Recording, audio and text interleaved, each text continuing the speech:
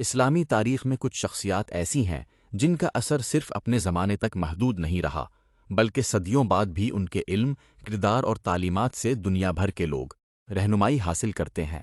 انہی عظیم شخصیات میں ایک روشن نام امام جعفر صادق کا ہے۔ آپ کا نام آتے ہی علم، حکمت، تقوی، حلم اور اخلاق کا ایک ایسا روشن باب ذہن میں آتا ہے جس نے اسلامی فکر پر گہرا اثر چھوڑا۔ امام جعفر صادق کی ولادت مدینہ منورہ میں ہوئی۔ آپ رسول اللہ صلی اللہ علیہ وسلم کے خاندان سے تعلق رکھتے تھے اور اسی نسبت نے آپ کی زندگی کو ایک عظیم ذمہ داری عطا کی۔ آپ نے ایسے دور میں زندگی گزاری جب اسلامی دنیا سیاسی کشمکش، اقتدار کی تبدیلیوں اور مختلف فکری مباحث سے گزر رہی تھی۔ اس ماحول میں آپ نے اپنی توجہ اقتدار کی کشمکش کے بجائے علم، تربیت اور اخلاق کی اصلاح پر مرکوز رکھی۔ مدینہ اس وقت علم کا ایک بڑا مرکز تھا۔ مختلف علاقوں سے لوگ سوالات لے کر آتے، دینی مسائل سمجھنا چاہتے اور اہل علم سے رہنمائی حاصل کرتے۔ امام جعفر صادق کی مجلس میں بھی طلباء، علماء اور عام لوگ حاضر ہوتے۔ ہر شخص اپنی استطاعت اور ضرورت کے مطابق سوال کرتا اور آپ نہایت تحمل، حکمت اور شائستگی سے جواب دیتے۔ تاریخی روایات کے مطابق آپ کے شاگردوں کی تعداد بہت زیادہ تھی اور مختلف علمی میدانوں میں آپ کی تعلیمات سے لوگوں نے استفادہ کیا۔ فقہ، حدیث، اخلاق اور دیگر علوم میں آپ کا نمایاں مقام بیان کیا جاتا ہے۔ آپ کی گفتگو میں دلیل بھی ہوتی تھی، نرمی بھی اور دوسروں کی عزت کا پورا خیال بھی۔ آپ کی شخصیت کا ایک اہم پہلو یہ تھا کہ اختلاف رائے کو دشمنی میں تبدیل نہیں کرتے تھے۔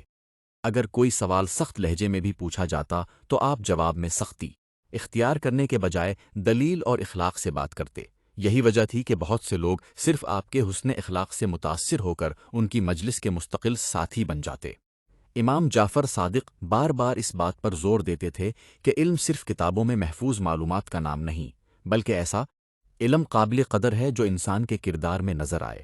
اگر کسی کے پاس علم ہو مگر وہ جھوٹ بولے، وعدہ توڑے، لوگوں کے حقوق پامال کرے یا تکبر اختیار کرے تو ایسا علم اس کے لیے فائدہ مند نہیں رہتا۔ آپ کی تعلیمات میں سچائی کو بنیادی حیثیت حاصل تھی۔ آپ فرماتے تھے کہ سچ انسان کی عزت میں اضافہ کرتا ہے، جبکہ جھوٹ وقتی فائدہ دے سکتا ہے مگر آخرکار انسان کو نقصان پہنچاتا ہے۔ اسی طرح امانت داری، عدل، حسن سلوک اور صبر بھی آپ کی نصیحتوں کا اہم حصہ تھے۔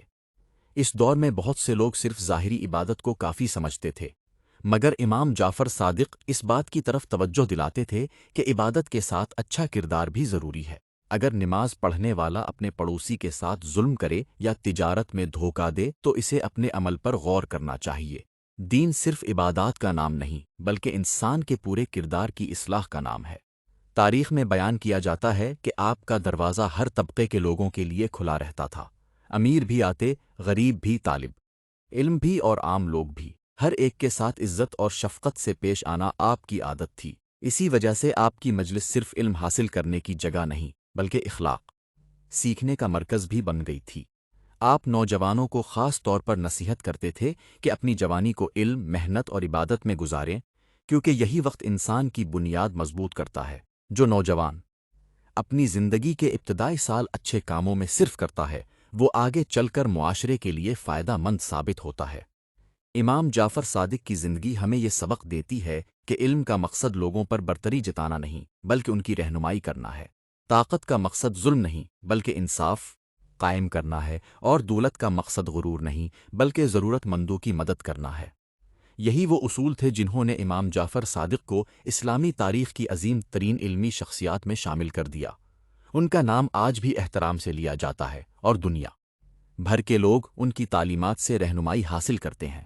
لیکن یہ تو صرف ابتدا ہے۔ آنے والے حصے میں ہم آپ کی علمی مجالس، مشہور شاگردوں، سوال و جواب کے انداز، اخلاقی تعلیمات اور تاریخی واقعات پر مزید تفصیل سے